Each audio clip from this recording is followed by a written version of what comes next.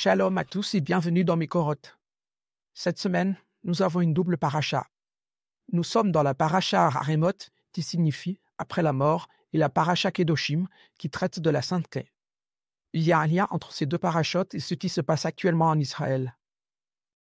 Vous voyez, cette semaine en Israël, le Premier ministre Netanyahou a publié ce qu'on appelle le décret numéro 8, ce qui signifie qu'il procède à une mobilisation massive pour l'armée, alors qu'Israël se prépare à retourner à Gaza pour retrouver les otages, en fin de compte, détruire le Hamas. Et nous devrions tous prier pour cela. Quel est le lien entre ce décret du gouvernement israélien et la paracha de cette semaine? Dans la paracha de cette semaine, nous lisons à propos de la différence fondamentale entre la Torah et l'islam, le christianisme ou toute autre religion. Écoutez ce que dit la Torah cette semaine dans Lévitique chapitre 18, verset 5. Il est dit concernant la Torah: vous observerez mes lois et mes ordonnances, si quelqu'un fait ainsi, il aura la vie par elles.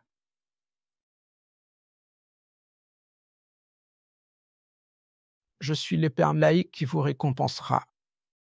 Or, en hébreu, il n'est pas écrit que vous vivrez dans le monde à venir.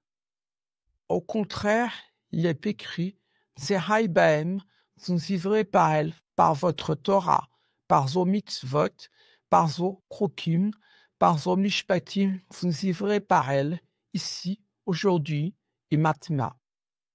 Tout le monde doit comprendre que les lois qui nous sont données dans la Torah, toutes les lois, absolument toutes, depuis les lois de pureté jusqu'aux lois sur la maîtrise de la parole, en passant par les lois sur la manière de se comporter envers son prochain, n'ont qu'un seul but, qu'un objectif. Et quel est cet unique objectif? La vie.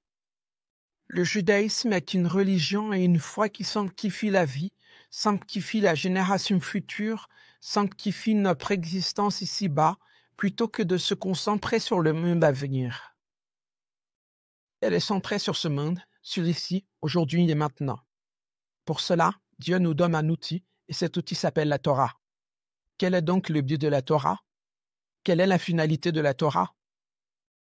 Ici, dans la deuxième section, Dieu nous donne la paracha Kedoshim et dit « En vous sanctifiant, vous devenez sanctifiés et saints. Je suis l'Éternel, votre Dieu. » Vous voyez, le but de tout cela, mes frères et sœurs, au final, c'est que nous vivions pleinement. En hébreu, le mot chai signifie prospérer. Dieu nous a donné la Torah et les mitzvot afin que nous vivions. Aujourd'hui, nous entrons dans un combat, un sérieux combat dans la bande de Gaza, un combat dans lequel la vie même de nos soldats est en jeu. Pourquoi les soldats sacrifient-ils leur vie aujourd'hui? Pour une seule raison, afin que les otages vivent. Réfléchissez un instant à l'islam. L'islam est concentré sur l'exact opposé. C'est une religion qui sanctifie la mort.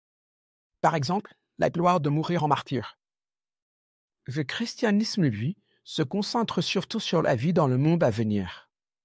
Mais le judaïsme, et en particulier la Torah aujourd'hui, viennent nous enseigner cette leçon importante.